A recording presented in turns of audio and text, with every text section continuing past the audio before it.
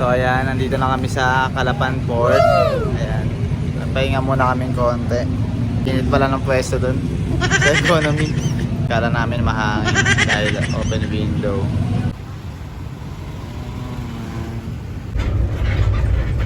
Ayan, bumiyahe na kami ng ano to, parang bus eh, no? Parang EG papunta sa Alcate, papunta doon sa location ng Brad. Medyo gutom na rin kami, siguro banat na ng kain pagbaba doon.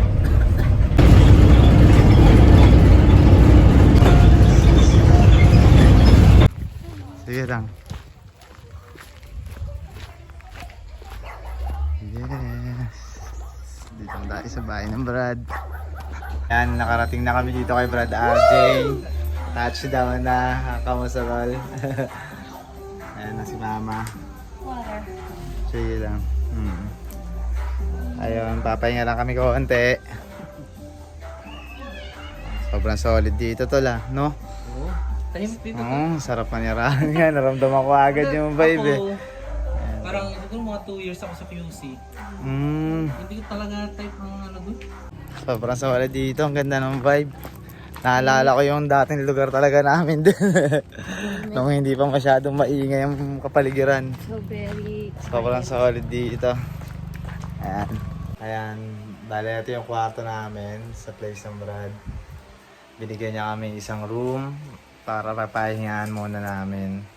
Habang andito kami sa Mindoro. Ayan. Ayun, nag-ayos na kaming gamit. Siguro maya pahinga lang muna konti tapos mag-start na ako ng session.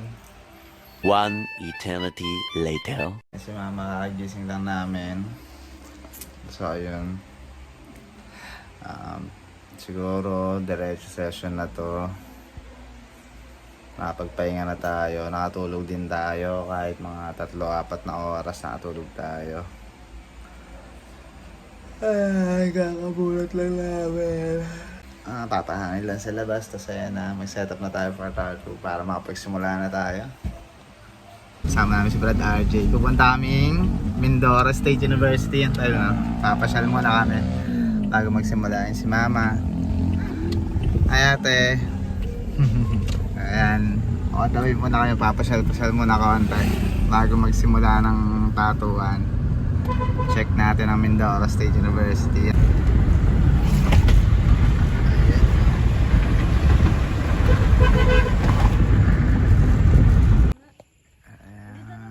Dito po din nag-aaral mga ano niya.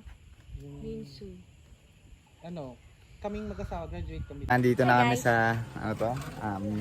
Mindoro State University. Yan, tignan nyo naman. Ang ganda. Sobrang solid ng campus. Naka-first freshman estudyante.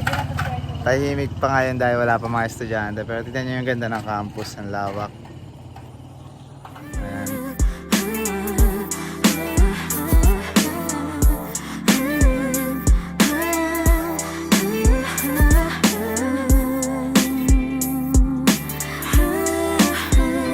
Parang araw, panahon sa akin ay ayon din. Dahan-dahan, tamang pagkakataon ay darating. Nakahandang ibigay ang lahat upang makuha.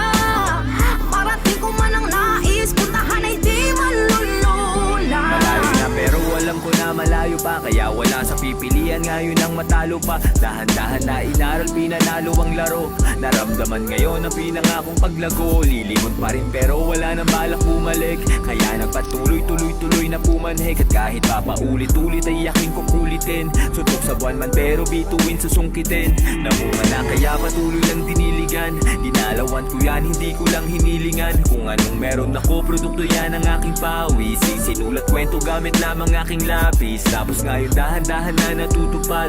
Nung kahapon dahan-dahan na nahuhubad. Nasilip na liwanag pero di man lang nasilaw. Maganda na. Time check, it's 1 o'clock in the morning. Ayan, katatapos lang ng unang session natin sa Mindoro, yung kay Brad RJ na coat of arms. So ayan, magpapahinga na kami dahil bukas may mga client pa ulit tayong darating. Ayan, hanggang 21 tayo dito. So ayan, pahinga muna kami. Good night. Kita-kits na lang bukas.